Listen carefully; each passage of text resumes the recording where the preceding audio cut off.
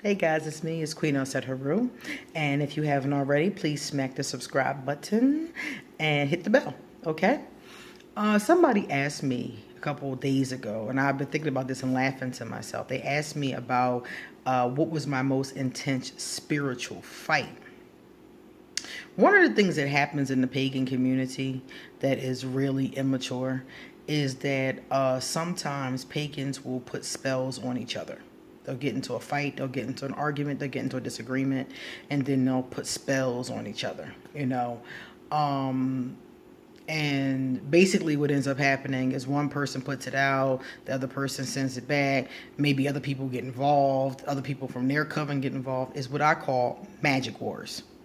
Okay, and they keep on doing this back and forth to each other.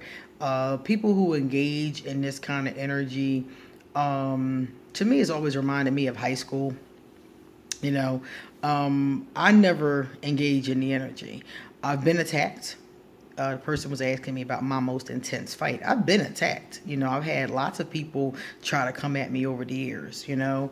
And basically, I cleanse the energy. I take whatever it is off. I put up some barriers.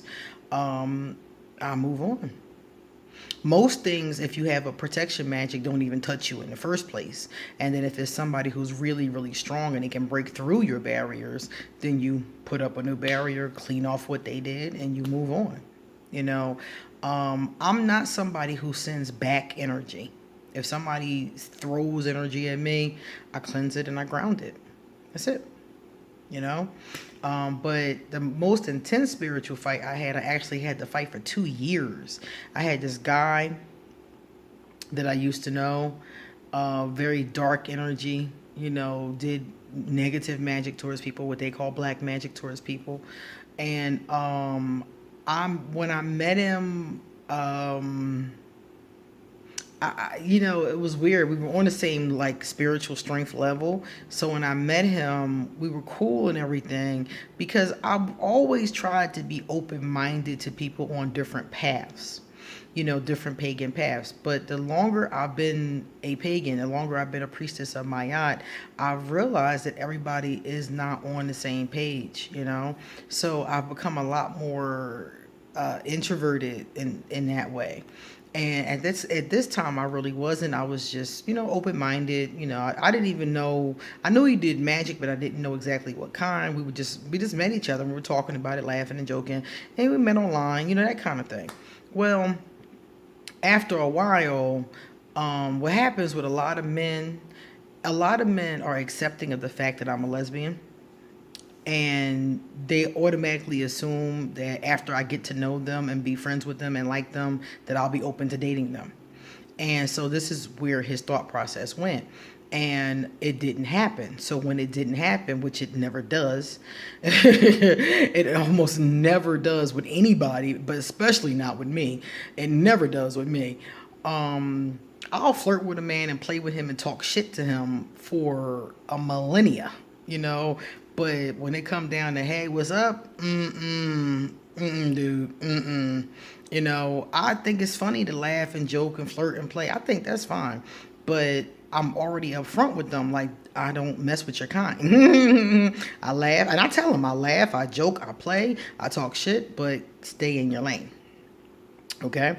After this situation, I stopped doing that. I stopped laughing. I stopped joking. I stopped playing with men totally because they don't get it. You know, they don't get that. They have in their mind that once you're around them, you're going to change and then they're going to be able to do whatever they want to do with you. And it's not going to happen, so it's a problem. So in this particular case, that's exactly what happened. And so then he was mad and started putting spells on me because I wouldn't, you know, come do whatever he wanted me to do with him. So I just blocked him on everything, which, you know, is the Aquarius. I blocked him on everything. And I just put up protections, and he kept sending for 2 years, y'all. He was obsessed. Every full moon for 2 years, he sent bad juju at me. You know, and I knew it because it was coming at me. My cards were talking about it. And I battled this for 2 years, doing protective magic, taking off what he threw at me, grounding what he threw at me. And eventually he just, I guess, got tired of it because he didn't get the the response he wanted. He wanted to weaken me, and he wanted me to come be with him. He wanted me to, be his love slave or some shit.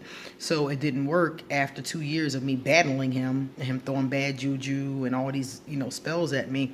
And I just kept battling him, and I guess after 2 years he got tired, and it wore him down.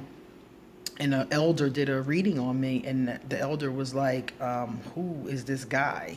And he was like, well, you got him on the ropes. He's backing off. And he did. That was the end of it, So I put up my protections, and I moved on with my life. But these are the kind of things that happen, and most pagans, when this happens, they throw back off offensive magic. I don't do offensive magic. I just do defensive magic. Is no point. I could do a damnation spell. I could do all kind of stuff. But for what? Like, seriously, for what?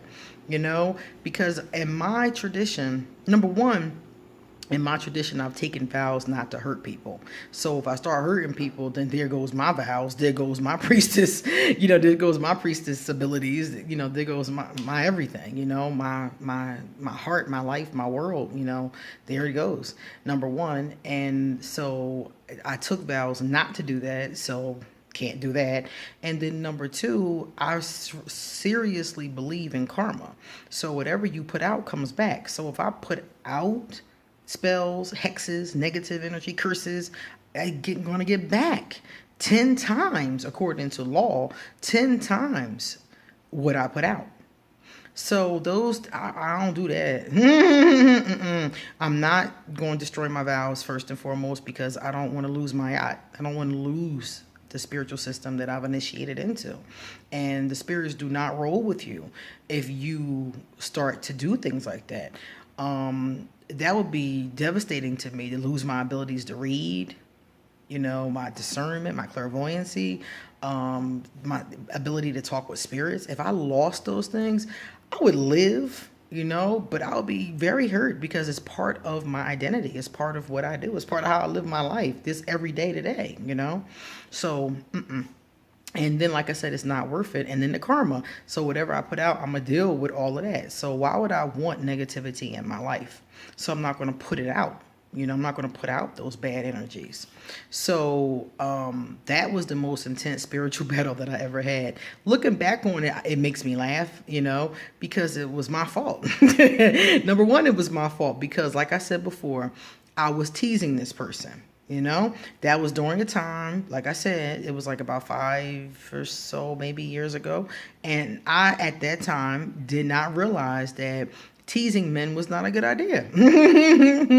I thought it was funny, and I thought that I'm not sleeping with them, so who cares, So teasing with them or joking with them, laughing with them, who gives a shit? They're in different parts of the world. I ain't even got to see you, But it's not funny. Because men take that very seriously. Their ego gets very bruised. If they can't pull a lesbian, their ego is very bruised. And that's what the whole thing is about, So their ego gets bruised, and they're mad at you, and you all kinds of bitches, Now they want to destroy you and set you on fire. But I realized it was my fault, because this is what I brought by putting out that energy, number one. And number two, I realized that I did it because a part of me liked to stab them. A part of me liked to just, you can't have it now. A part of me liked that. A part of me liked doing that. And I realized, like, that's a bad behavior. That's a negative behavior. Don't do that. And I realized that it was because of issues that I had with men. It was like my way of jabbing back at them, and it was like, no, don't do that no more.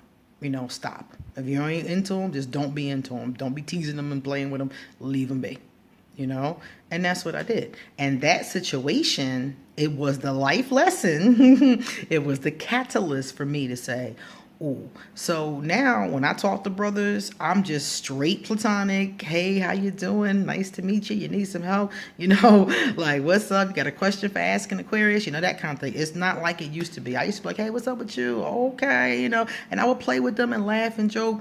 And then, like I said before, men always think eventually you're going to like them, and if you're gay, eventually you're going to like them. You're going to like being around them, and then you're going to want to be sexual with them, or whatever the case is.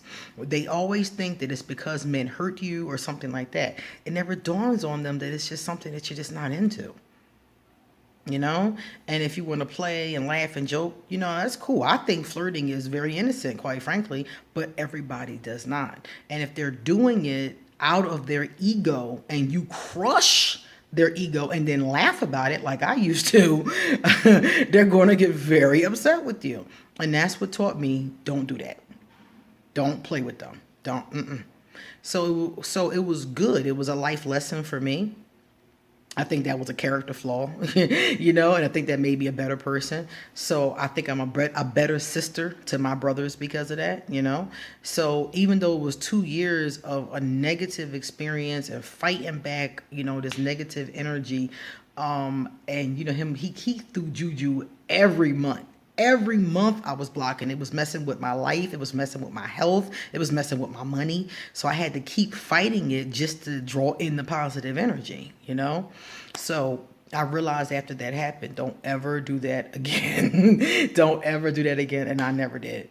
So that's what happened with my magical fights. Since then, that was a long time ago. I haven't had another one, thank God. And I just keep up protections. Twice a month, I'm doing protections. I have regular wards up, and then twice a month, I'm doing protections. I just keep them up because you never know when some lunatic is going to get focused on you and try to do something to you. We never know that. So if you're in the pagan community or not, you never really know that. I know people who are not in the pagan community and they met me because something like that happened. And they had to come to me to get their house cleaned or something taken off of them. And they never even believed in it. Because some people will say, well, if you don't believe in it, it's not real. That's not true. It's real whether you believe or not. That's like saying God isn't real if you don't believe. God is real or not. If you believe or not is irrelevant. If something is real, it's real, even if you don't believe in it. So that was my most intense magical fight. And like I said, I had to deal with it, and I dealt with it, and it was over, and I took the lessons from it and never did that shit again. But yeah, those things happen in the pagan community.